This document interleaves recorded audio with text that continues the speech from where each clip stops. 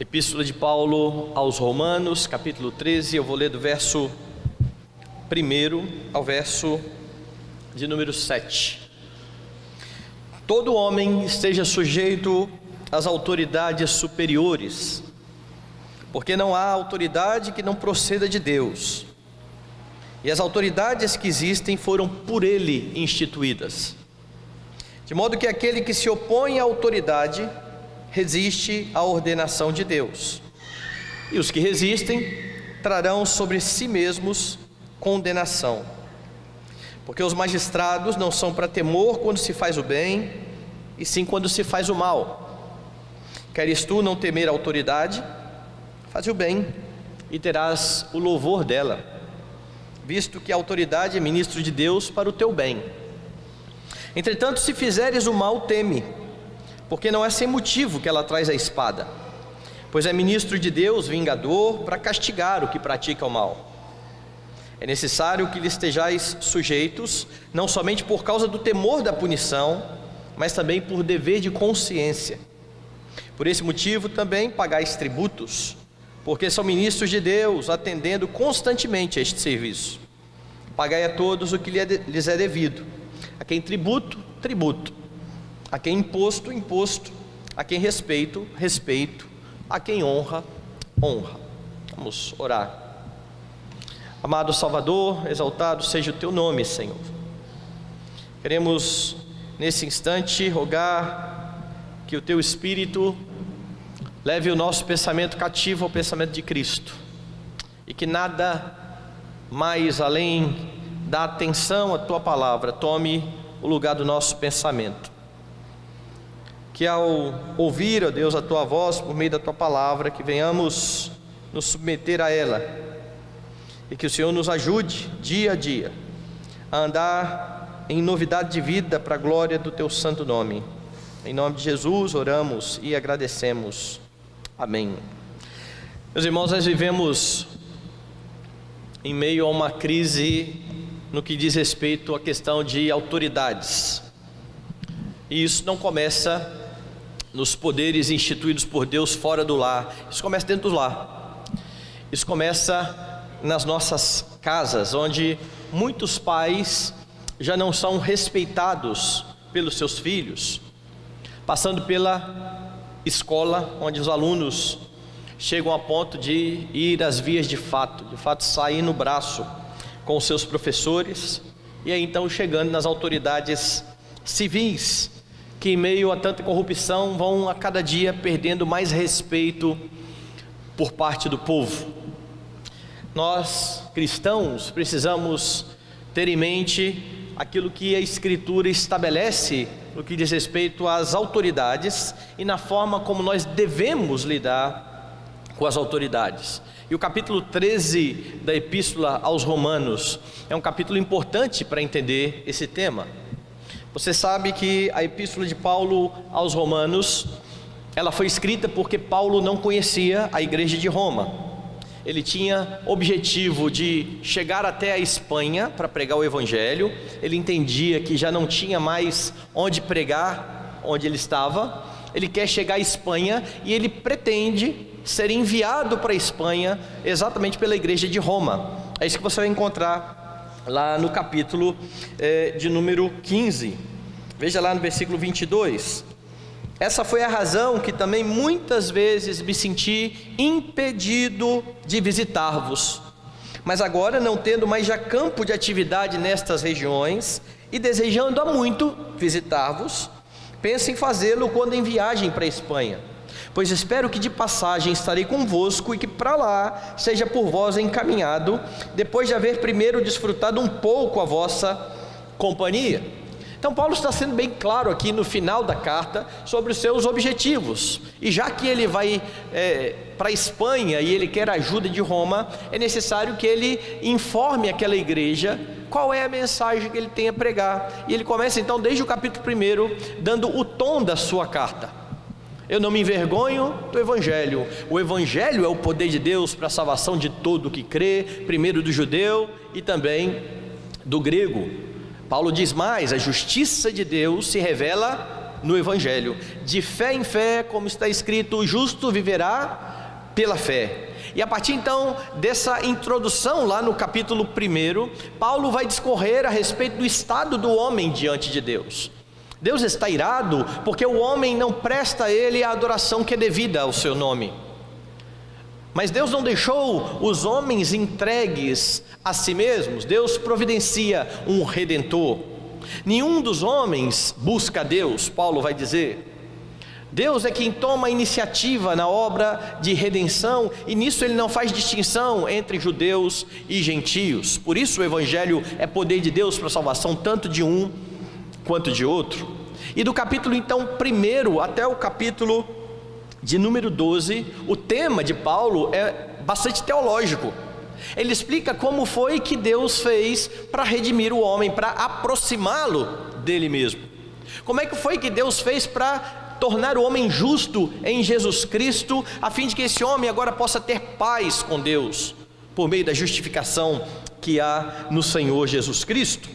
Quando chega no capítulo então de número 12, Paulo falou isso até o capítulo 11, quando chega no capítulo 12, Paulo vai agora falar de uma forma mais prática, aplicando tudo aquilo que ele havia ensinado à vida prática. Como é que nós vivemos? Como é que nós que fomos alcançados pela graça de Deus, pelo favor de Deus, vivemos? E então no capítulo 12, ele diz: rogo-vos, irmãos, pelas misericórdias de Deus, que apresenteis o vosso corpo por sacrifício vivo, santo, agradável a Deus, que é o vosso culto racional. E não vos conformeis com este século, mas transformai-vos pela renovação da vossa mente, para que experimenteis qual seja a boa, agradável e perfeita vontade de Deus.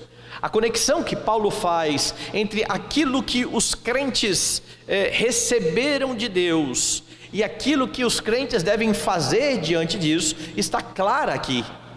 Se nós fomos salvos pelo Senhor, nós agora não andamos segundo o curso desse mundo. Nós não nos conformamos com aquilo que este mundo diz. Nós precisamos nos transformar a cada dia pela renovação da mente. E isso acontece por meio da palavra, que agora nos leva a uma vida prática. Então veja a partir do versículo 3, que Paulo vai mostrar como é que nós devemos nos relacionar uns para com os outros. Ele fala a respeito do uso dos dons para a edificação dos crentes. A partir do versículo 9, ele fala a respeito de como eles deveriam se relacionar uns com os outros. Veja, o amor seja sem hipocrisia, detestai ou odiai o mal, apegando-vos ao bem, amai-vos cordialmente uns aos outros com amor fraternal, preferindo-vos em honra uns aos outros. E ele dá mais uma série de instruções aos crentes nesse lidar de uns para com os outros. Veja no versículo 17: não torneis a ninguém mal por mal, esforçai-vos por fazer o bem perante todos os homens, se possível, quando depender de vós, tende paz com todos os homens. Não vos vingueis a vós mesmos, amados, mas dai lugar à ira, porque está escrito: a mim é que pertence a vingança, eu é que retribuirei, diz o Senhor. Pelo contrário, se teu inimigo tiver fome, dá-lhe de comer, se ele tiver sede, dá-lhe de beber, porque fazendo assim amontoarás brasas vivas sobre a sua cabeça. Não te deixes vencer do mal, mas vence o mal com o bem. Veja que isso está exatamente em acordo com aquilo que está lá no capítulo 12. Não siga o curso desse mundo, não pague mal com mal, transforme a sua mente, vença o mal com o bem. A sua atitude precisa ser transformada pela palavra de Deus. Então Paulo aborda o relacionamento do homem com Deus, prestando esse culto racional, o relacionamento do homem uns para com os outros. E agora então ele passa a focar no relacionamento do homem com as autoridades que foram instituídas por Deus. E eis o capítulo 13 que nós lemos. Como é que você se porta diante das autoridades? Como que deve ser a vida do cristão diante daqueles que Deus tem estabelecido como autoridade? Primeira coisa que Paulo diz: sujeite-se à autoridade. Veja os versos 1 e 2. todo homem esteja sujeito às autoridades superiores, porque não há autoridade que não proceda de Deus. E as autoridades que existem foram por Ele instituídas, de modo que aquele que se opõe à autoridade resiste à ordenação de Deus, e aos que resistem trarão sobre si mesmos condenação. Paulo já começa de forma bastante clara e bastante enfática, dizendo aos cristãos: vocês precisam se sujeitar às autoridades. O ponto aqui de Paulo é claro: cristãos não são anarquistas. Cristãos não vivem segundo aquilo que eles bem entendem e fazem o que eles bem querem. Cristãos dão bom testemunho. Cristãos sujeitam-se ao governo. Eles sabem que eles precisam se sujeitar ao governo. Agora é importante destacar quem é o governo aqui. O povo está sob o domínio do Império Romano. Os cristãos já começavam a ser perseguidos pelo Império. Eles estavam sendo perseguidos por causa da sua fé. Se você olhar para Atos dos Apóstolos, você vai ver que é exatamente isso que está acontecendo. Eles chegam a ser levados diante das autoridades por causa das perseguições religiosas. O tempo todo eles estão nessa dinâmica de vida, de agradar a Deus, de proclamar o Senhor e de ser perseguidos em sua fé. Mas ainda assim, com toda a dificuldade, com toda a perseguição, Paulo diz: vocês precisam se sujeitar. Sujeite-se ao governo.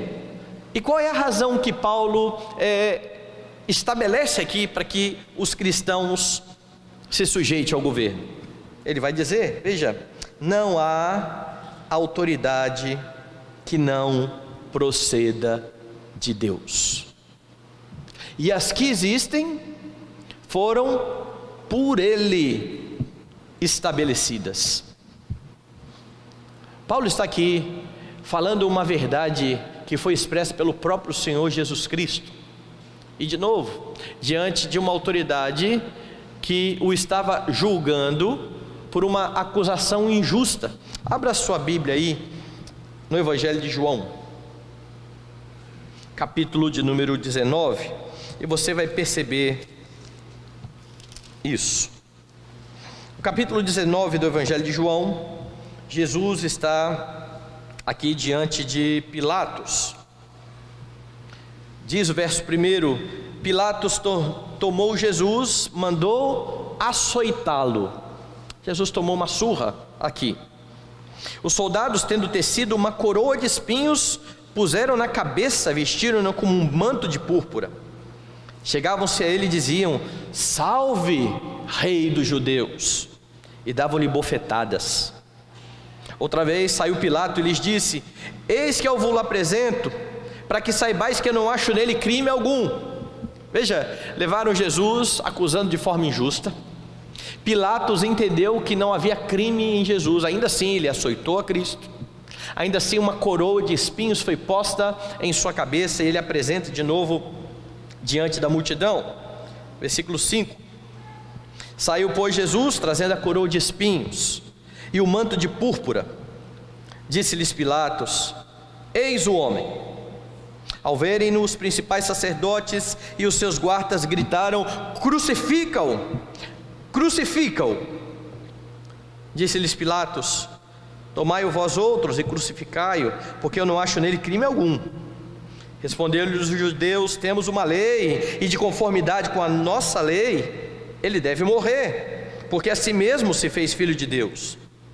Pilatos, ouvindo tal declaração, ainda mais atemorizado ficou, e tornando a entrar no pretório, perguntou a Jesus: de onde és tu? Mas Jesus não lhe deu resposta. Perceba o que se segue. Então Pilatos o advertiu: não me respondes? Não sabes que eu tenho autoridade para te soltar e autoridade para te crucificar? Agora imagine, ali está o rei de toda a terra, acusado injustamente, diante de uma autoridade que está dizendo: responda, se defenda. Eu tenho autoridade para te condenar, eu tenho autoridade para te soltar. Qual a resposta de Cristo? Veja o texto: nenhuma autoridade terias sobre mim, se de cima não te fosse dado. Por isso quem me entregou a ti, maior pecado tem. Sabe o que Jesus responde à autoridade? É verdade. Jesus não desdenha da autoridade, dizendo: coisa nenhuma, você não tem moral para me julgar, você está fazendo um juízo torcido, você está influenciado politicamente, porque estava. O povo vai fazer pressão aqui em Pilatos, quando ele ameaça soltar Jesus, dizendo: se você solta esse, você não é amigo de César. E como é que Pilatos não vai querer ser amigo de César? Ele sofre pressão política. Mas Jesus não elenca nenhuma dessas razões, ele simplesmente diz: de fato você tem autoridade, foi dada do céu. Quem deu foi o próprio Cristo. É Ele quem estabelece os reis, porque, como nós lemos, é Ele o grande rei de toda a terra. Então o que Paulo está fazendo lá na Epístola aos Romanos, quando ele diz que não há autoridade que não proceda de Deus, e as que existem foram por Ele constituídas, está exatamente em acordo com aquilo que Jesus mesmo afirmou. Isso tem uma implicação óbvia. Se a autoridade vem de Deus e é estabelecida por Deus, a sua autoridade é derivada e não absoluta.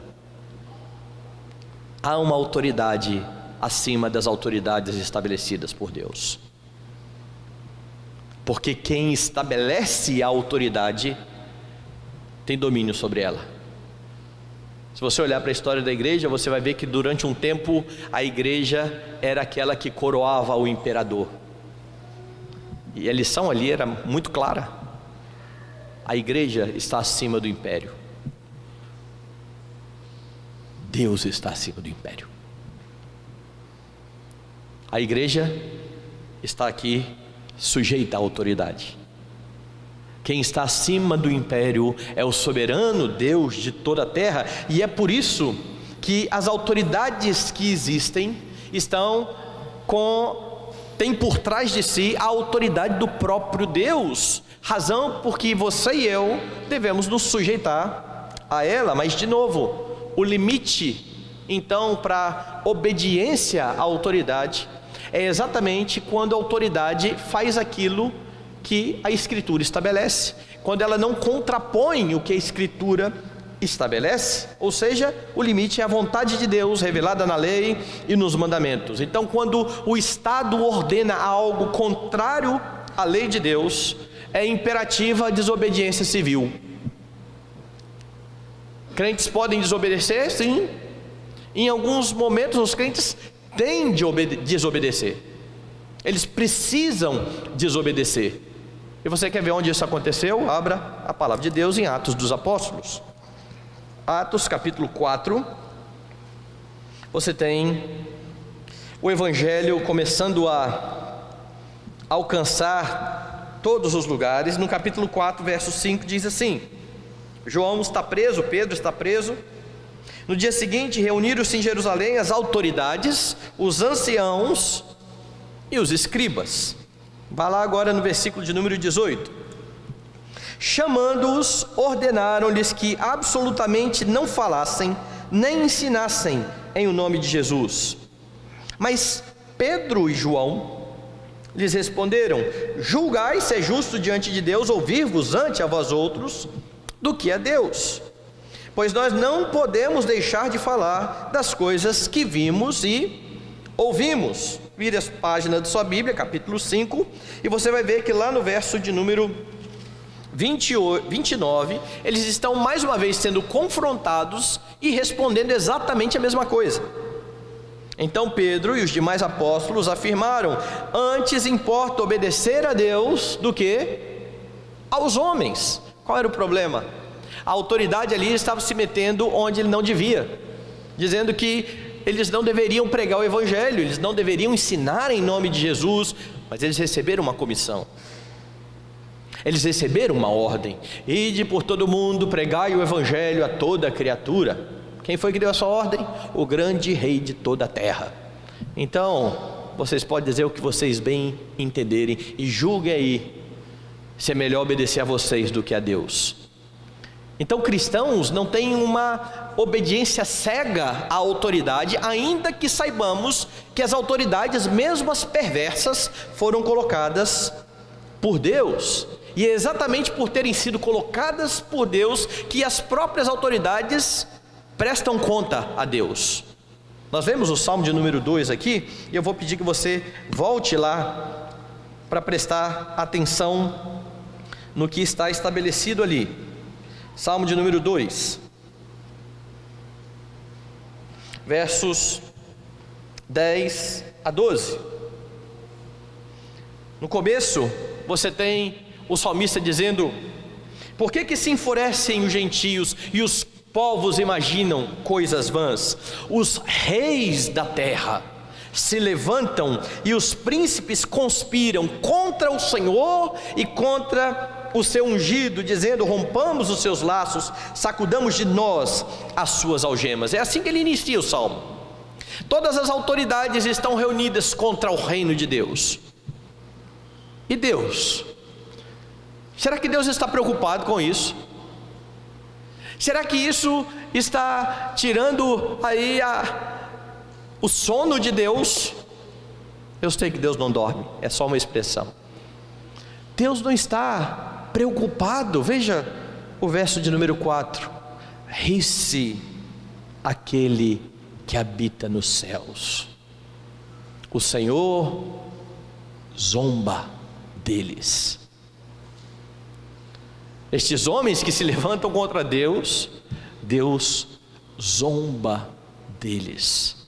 É por isso que lá no final, versos 10 em diante, você tem uma exortação: agora pois, ó reis, sede prudentes, deixai-vos advertir, juízes da terra, servi ao Senhor com temor e alegrai-vos nele com tremor, beijai o filho, para que se não irrite e não pereçais no caminho, porque dentro em pouco se lhe inflamará a ira, e bem-aventurados todos os que nele se refugiam.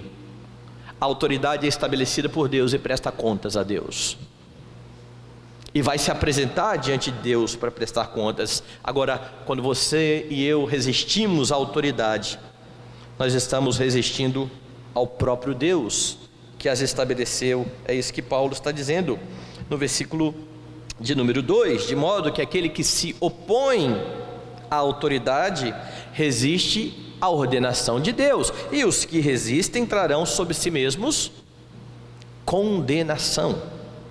Então veja, irmãos, sujeitar-se ao governo, seja ele um governo do nosso agrado ou não, não é para o cristão uma opção, mas um mandamento.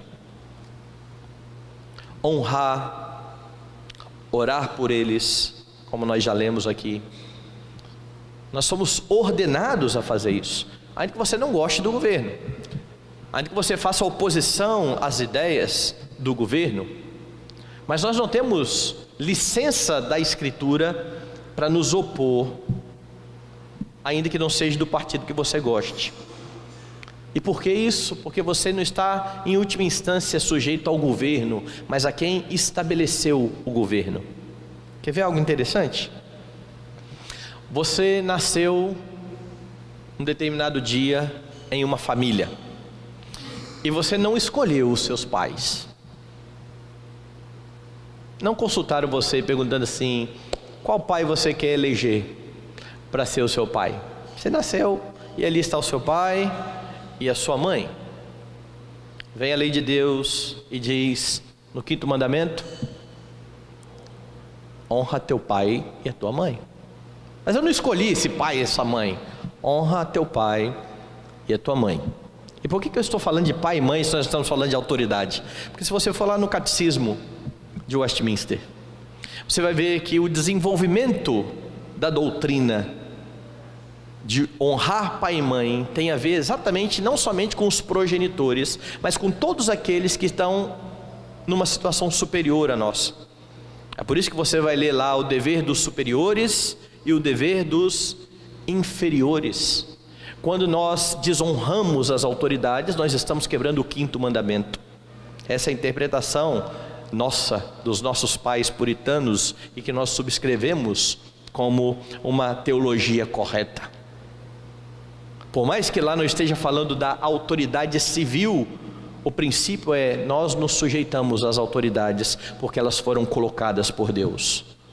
Foi Deus quem as estabeleceu. É lógico que Deus hoje, no nosso processo democrático, usa em sua providência o voto.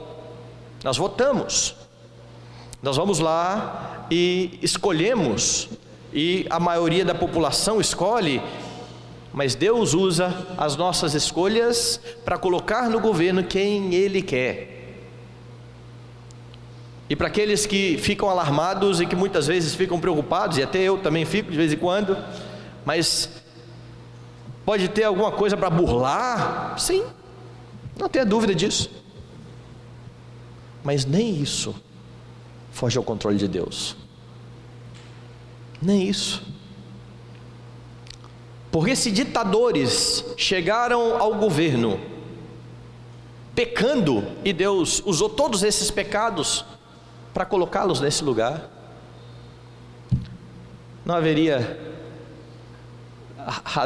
haveria outra coisa a se pensar que Deus usaria até mesmo pessoas que burlam uma urna para colocar quem Ele quer no governo do país.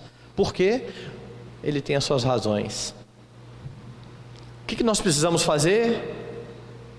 Descansar no governo de Deus. É lógico, como eu falei pela manhã, pelos meios que nós temos, nós precisamos tentar fazer justiça. Mas em última instância, lembre-se, toda autoridade é instituída por Deus. Quer eu goste dela, quer eu não goste dela. Do mesmo jeito que você se sujeita ao seu pai e sua mãe, quer você goste dele, quer você não goste dele. Nós não temos outra opção. É claro que há uma exceção, como eu já estabeleci. Se as autoridades nos forçam a pecar, aí nós nos rebelamos, nós desobedecemos civilmente. Agora, há casos em que a desobediência civil é um imperativo também. Quando você começa a ter leis onde o Estado começa a se meter em questões de crença, nós deixamos de lado. O Brasil vem experimentando isso ao longo dos tempos. Tempos atrás está tramitando, creio eu ainda, a lei do o pai pode ou não corrigir o seu filho com uma palmada. Não, não pode. A Escritura diz que pode. E aí, o que nós vamos fazer?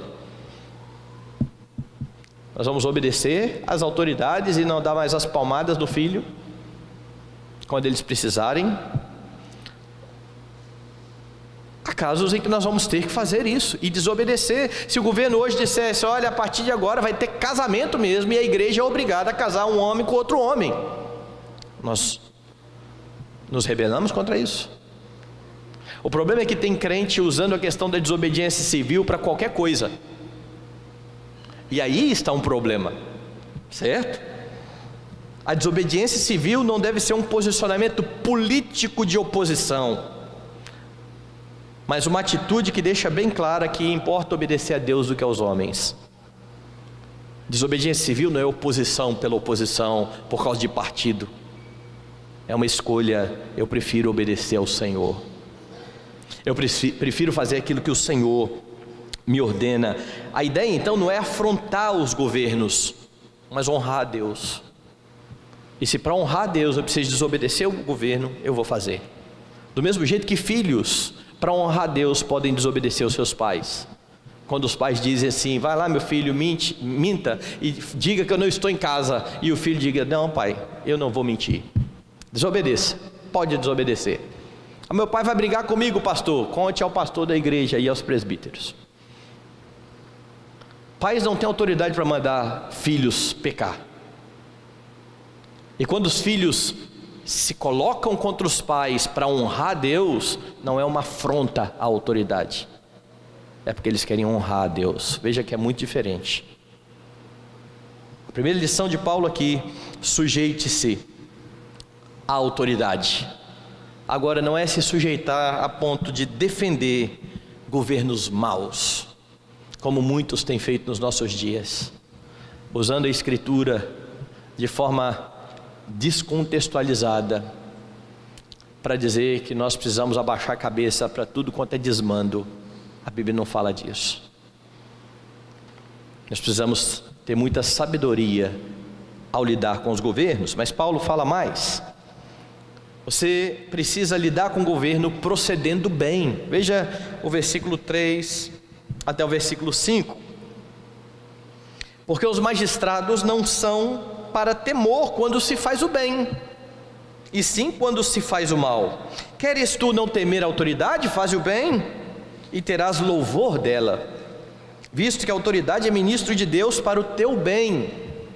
Entretanto, se fizeres o mal, teme, porque não é sem motivo que ela traz a espada, pois é ministro de Deus vingador, para castigar o que pratica o mal. É necessário que lhe estejais sujeitos, não somente por causa do temor da punição, mas também por dever de consciência. Então veja, Paulo terminou dizendo: quem resiste à autoridade, resiste à ordenação de Deus e traz sobre si mesmo condenação. E Paulo vai explicar como é essa condenação. Ele apresenta aqui a razão da condenação. Deus estabeleceu magistrados, e esses magistrados precisam ser temidos por aqueles que fazem o mal, por aqueles que procedem mal. E é interessante porque isso vai totalmente contra o que nós vemos hoje na relação das autoridades com aqueles que vão contra a lei. Perceba isso aqui. Os magistrados devem ser temidos por quem procede mal, mas não devem ser temidos por aqueles que praticam boas obras. E o bem e o mal aqui estão relacionados àquilo que a Escritura diz. Lembra que Paulo vem dizendo que nós precisamos transformar a nossa mente para experimentar a boa, agradável e perfeita vontade de Deus. Logo, quem decide o que é bem e mal é o próprio Deus. É por isso que quando a autoridade chama o mal de bem, nós desobedecemos. Mas se a autoridade está discernindo entre bem e mal, aqueles que se opõem precisam ter medo. Mas você está andando corretamente? Fique tranquilo. Queres tu não temer a autoridade?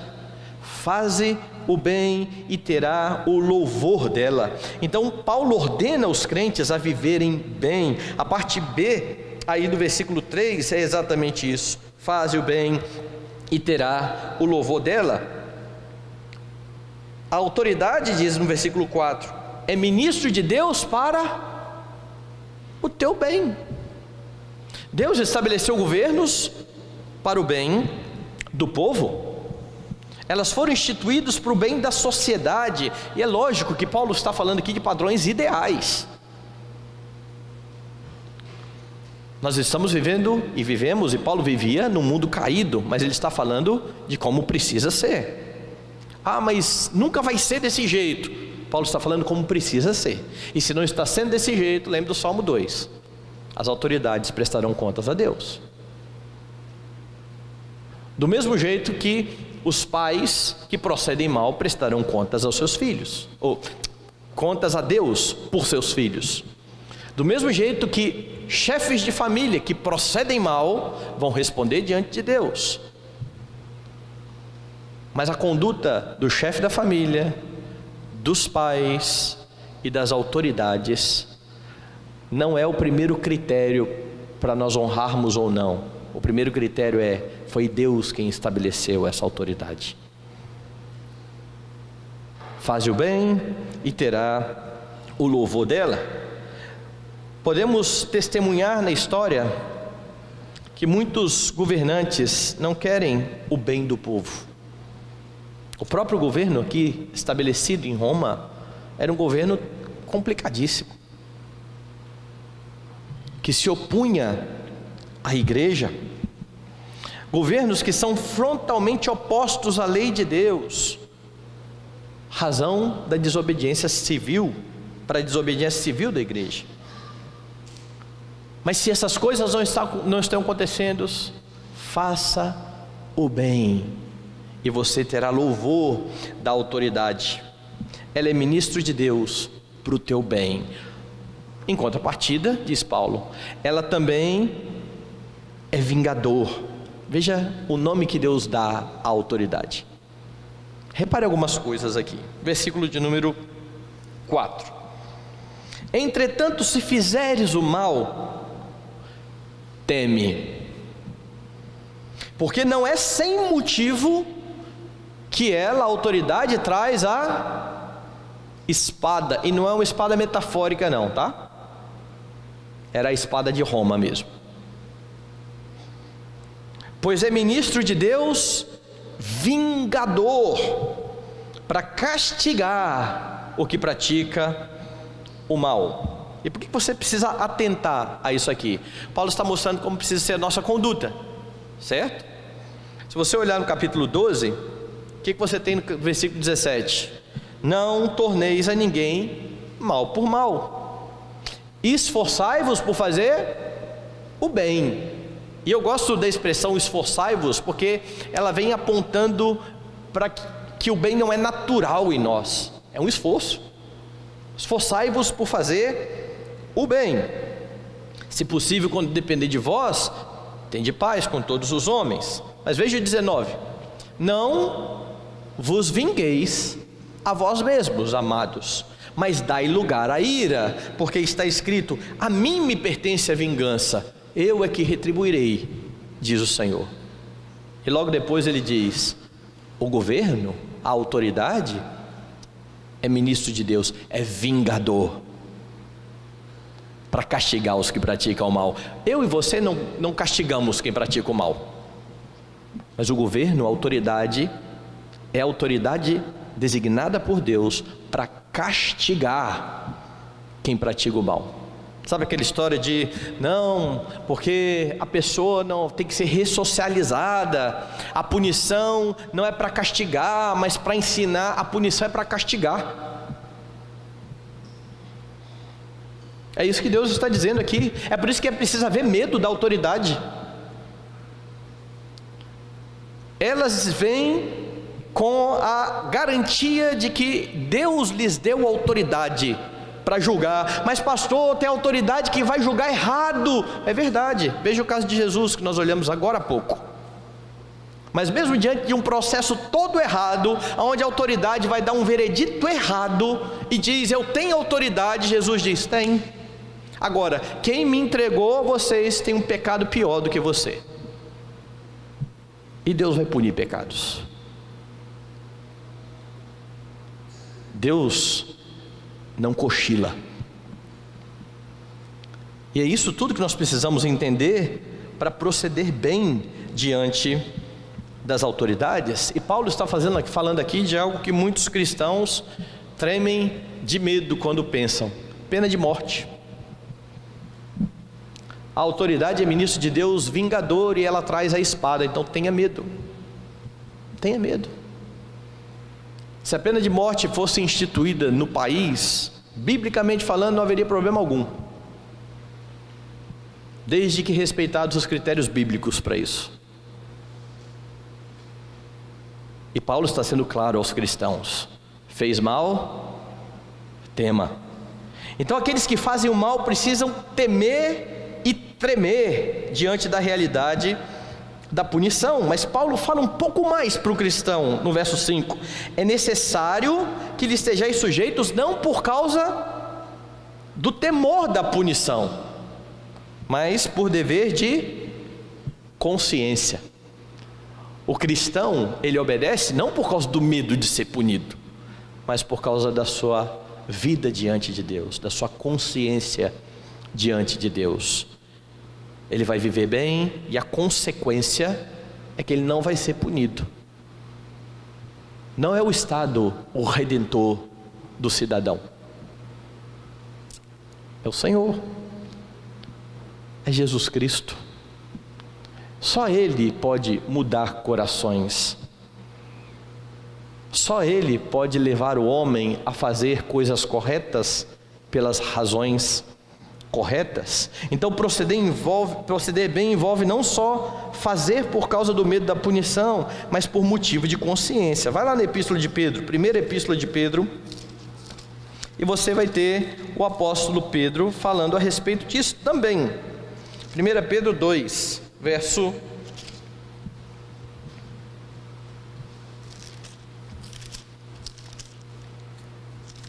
de número 18: servos, sede submissos com todo temor ao vosso Senhor, não somente se for bom em cordato, mas também ao perverso. Veja que Pedro está falando de um outro tipo de autoridade agora. Ele não está falando do governo civil, ele está falando a escravos que se sujeitavam aos seus senhores. Servos, sejam submissos ao vosso Senhor, mas o critério é o mesmo. Veja no versículo 19: porque isso é grato, ser submisso, não somente se ele for bom em cordato, mas também ao perverso. Isso é grato, que alguém suporte tristezas, sofrendo injustamente por motivo da sua consciência para com Deus. É por isso que Paulo vai falar exatamente: faça corretamente, não por medo, mas por causa da consciência. E ainda que você seja injustiçado, se você estiver sendo injustiçado por motivo da sua consciência para com Deus, ou seja, uma injustiça está acontecendo com você, porque você está procedendo bem, Pedro vai dizer: você é um bem-aventurado. Proceda bem diante da autoridade. O ministério dado ao Estado deve ou deveria ser a respeito do bem e do mal. Foi para isso que Deus deu o Estado. Deus não deu o Estado para se meter em preço. Deus não deu o Estado para se meter no que você faz com a sua propriedade ou não. Deus deu o Estado para que julgasse entre o bem e o mal e punisse quem faz o mal e honrasse quem faz o bem. Essa é a função do Estado na Escritura. Aqueles que fazem o bem devem ser aprovados pelo Estado. Aqueles que fazem o mal devem ser punidos pelo Estado. Agora lembre que quando Paulo afirmou que nós devemos detestar o mal e nos apegar ao bem e não nos vingar, ele lembrou: Deus é o vingador, e um dos instrumentos que Deus usa para vingar é o próprio Estado. Tudo isso você percebe aqui. O Estado é instrumento de Deus para executar a sua vingança. É por isso que cristãos precisam estar envolvidos com a política. Mas é um meio muito complicado, muito corrompido. É verdade. É verdade. Não é para qualquer um. Precisam ser homens fiéis a Deus. Precisam ser homens que têm, em primeiro lugar, compromisso com o Senhor. Compromisso de verdade, não slogan de campanha. Eu não tenho a mínima ideia de como foi o resultado da eleição ainda, e eu espero que ninguém tenha, até então. E eu não falei isso antes da eleição, e eu falo hoje. Mas uma das minhas tristezas era ver crentes dizendo: olha, o candidato diz que Deus acima de tudo. De um lado você tem um socialista ateu contra Deus, mas do outro lado você não tem um crente piedoso, não. O nosso Deus não é aquele Deus. O nosso Deus é diferente desse Deus que tem sido anunciado na política. O Deus acima de tudo é diferente do Deus da Escritura. Não se engane com isso. Ainda que nós tenhamos, e eu creio, um candidato mais perto dos princípios cristãos, ele não é um cristão. E se ele vier a ganhar, ele precisa ser motivo constante das nossas orações, para que ele esteja diante daquele que inclina o coração do rei para onde ele bem entender. Eu deixei para falar isso hoje porque eu não queria influenciar ninguém para cá ou para lá. Mas nós precisamos ter cuidado com a forma como nós olhamos para o Estado. Acima do Estado está o nosso Deus soberano, o Deus de toda a terra, o Deus diante de quem estão todos os governantes, os bons e os maus, e todos eles prestarão contas ao mesmo Deus. Quanto a nós, nós devemos nos portar bem, qualquer que seja o resultado, qualquer que seja o magistrado. O nosso critério é a Escritura, é a palavra de Deus. É por isso que cristãos de verdade precisam se envolver com política. Não cristãos nominais, não pessoas que só falam a Deus, mas vivem de forma dissoluta e diferente daquilo que Deus estabelece. Crentes piedosos precisam se envolver com política, precisam estar nessas instâncias, e muitas vezes pagando o preço, porque algumas pessoas vão dizer, mas um crente que se portar como crente de verdade não consegue fazer nada. Meu amigo, faça, vai lá e faça, e deixa Deus conduzir a vida. Ou se Deus quiser que faça, você acha que qualquer aliança espúria vai impedir? É só você olhar para Nabucodonosor, com toda a sua vanglória, dizendo, eu estabeleci esse império, e Deus o coloca para comer capim. Cristãos que se envolvem em política precisam saber quem é o seu Senhor e confiar em quem é o seu Senhor. Assim nós podemos fazer diferença na sociedade. Mais ainda, aqui você percebe que o Estado foi ordenado para punição, e você tem crentes reclamando disso, que o Estado precisa ser mais tranquilo, os policiais, eles são muito truculentos.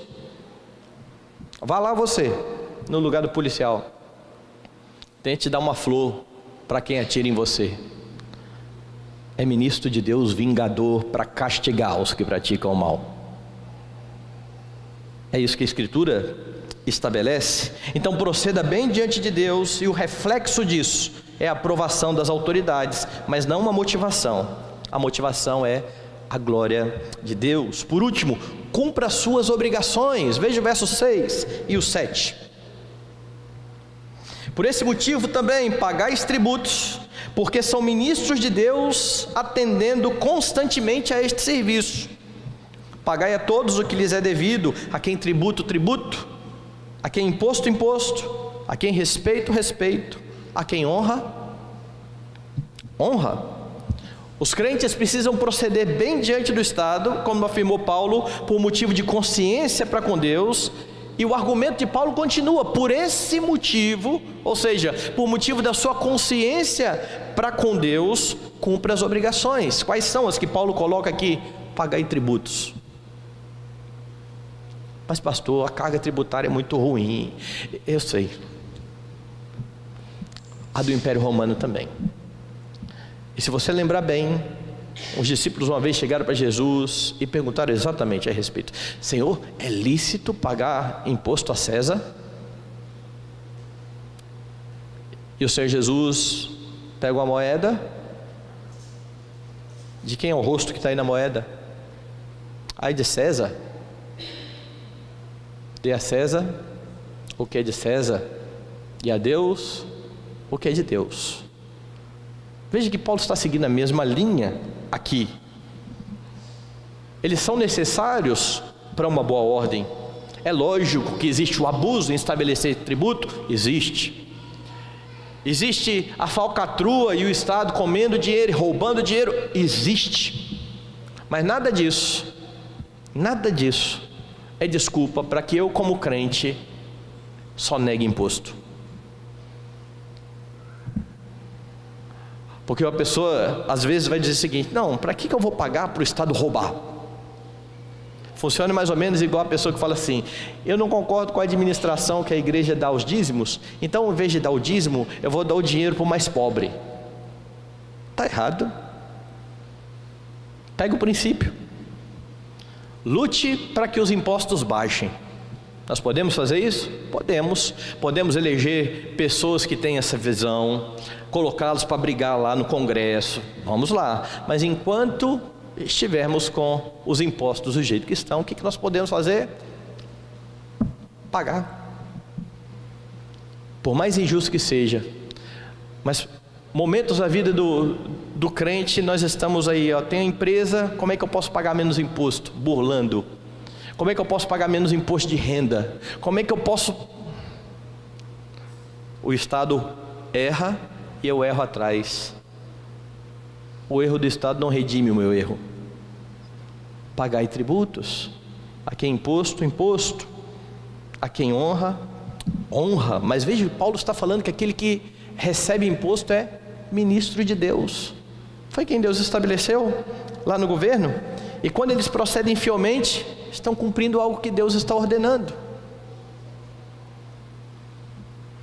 A obrigação, porém, vai além do imposto, certo? A quem imposto, imposto. A quem tributo, tributo. A quem respeito, respeito. A quem honra, honra. E eu sei, junto com você, o quão difícil às vezes é respeitar as autoridades, sobretudo as últimas que nós temos no nosso país.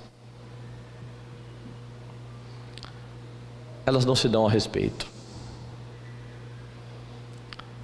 mas elas não precisam se dar ao respeito para serem respeitadas. Elas foram colocadas ali por Deus.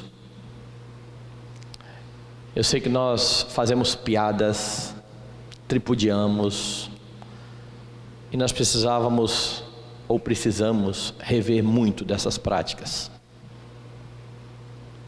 porque em última instância nós estamos indo contra aqueles que Deus está estabelecendo. Lutemos pelos meios que nós temos para mudar o que nós achamos que está errado, mas não podemos pecar. Nós não podemos pecar, debochar. Precisamos honrar a quem tem honra. Eu lembro aqui de anos atrás, quando teve a Copa no Brasil, e a presidente do Brasil, naquele ano, deixou de ir ao estádio, porque ela levou uma vaia. E crentes falaram, que coisa maravilhosa. Não, aquilo é vergonhoso. Aquilo é vergonhoso. A autoridade do país sendo vaiada, e os crentes falando, que legal. Não é legal. Isso é desonra. É desonra. E por mais que o nosso coração peça para fazermos justiça, não somos nós os vingadores. Deus estabeleceu vingadores, e no nosso sistema aconteceu o que aconteceu e ela foi tirada, mas o vingador foi quem tirou. Somos nós, com a nossa desonra. Elas precisam ser respeitadas por conta do seu ofício, honradas quando desempenham fielmente as suas funções. Isso é obrigação dos crentes, que precisam viver assim por motivo da sua consciência para com Deus. Então não seja daqueles crentes que não veem problema na sonegação de imposto, daqueles que burlam a legislação, ainda que você não concorde, e eu mesmo não concordo com a tributação alta como nós temos. Isso não é critério ou razão para que eu roube. E às vezes eu tenho para mim que o modelo é o Robin Hood, né? O governo rouba de mim, eu roubo do governo para fazer alguma coisa boa. Mas geralmente a coisa boa é para mim, não é para os outros. Chega a ser até pior do que o Robin Hood, que o Robin Hood pretensamente fazia para o povo, o que estava errado também, como nós vimos hoje na escola dominical. Podemos e devemos nos envolver e ter irmãos envolvidos com políticas públicas, e precisamos orar para que Deus levante homens assim, homens piedosos, comprometidos com o reino de Deus e com a sua justiça, homens que têm o seu coração, é a sua inclinação moral movida pela Escritura e pela palavra de Deus, incentivar pessoas assim, e rogar a Deus o tempo todo, até por aqueles que são ímpios, para que o Senhor incline o coração do rei, como ele bem entender. Não se envolva em falatórios, não se envolva em boatos, não se envolva em notícias falsas, sobretudo nos nossos dias em que isso vai rapidamente pela internet. Faça uma verificaçãozinha aí, Google, rapidinho você descobre o que é mentira, o que é verdade. E às vezes eu fico assustado com algumas coisas que alguns crentes compartilham e falam, não é possível que essa pessoa ache que isso é verdade. Não é possível. É uma pesquisa rápida, e assim nós evitamos pecar e ainda honraremos ao Senhor. Como é que você se porta diante das autoridades? Sujeite-se, faça o bem, cumpra os seus deveres. Paulo coloca as autoridades como constituídas por Deus para o bem dos que fazem o bem e para castigo dos malfeitores. Apegue-se ao bem, essa é a obrigação cristã. Tenha sua mente transformada a cada dia pela palavra de Deus. Caminhe na contramão desse mundo. Deixe de lado aquilo que esse mundo tem estabelecido. A história da igreja nos mostra que o Senhor está acima das autoridades, e em muitos momentos, de fato, as autoridades vão agir mal com a igreja e vão perseguir a igreja. E é por isso que você não deve se esquecer que o grande rei de toda a terra, em seu ministério, se sujeitou a autoridades injustas. Mas lembre-se mais, Ele está sentado no trono. Os governos têm a sua autoridade derivada dele. Os governos prestarão contas a Ele. Espere e aguarde no Senhor, enquanto você roga para que Deus traga estas pessoas ao arrependimento. Nós falamos muito da roubalheira dos últimos tempos no nosso país, do partido terrível que levou o nosso país ao que está hoje. E eu fico pensando, a começar em mim, quantas vezes nós rogamos a Deus para que convertesse o coração dessas pessoas. Quantas vezes nós os colocamos diante de Deus, dizendo para que Deus os quebrantasse e os levasse à fé. Esse é o nosso dever também como igreja. Orar por todos e por aqueles que estão instituídos como autoridade. Mas se as autoridades instituídas por Deus nos obrigarem a pecar contra o Senhor, esteja pronta a desobediência, a despeito de poder até ser lançado numa fornalha de fogo, a despeito de sofrer consequências injustas. E se for o caso, se você a sofrer, considere-se um bem-aventurado por honrar o Senhor Jesus Cristo, o grande Rei de toda a terra.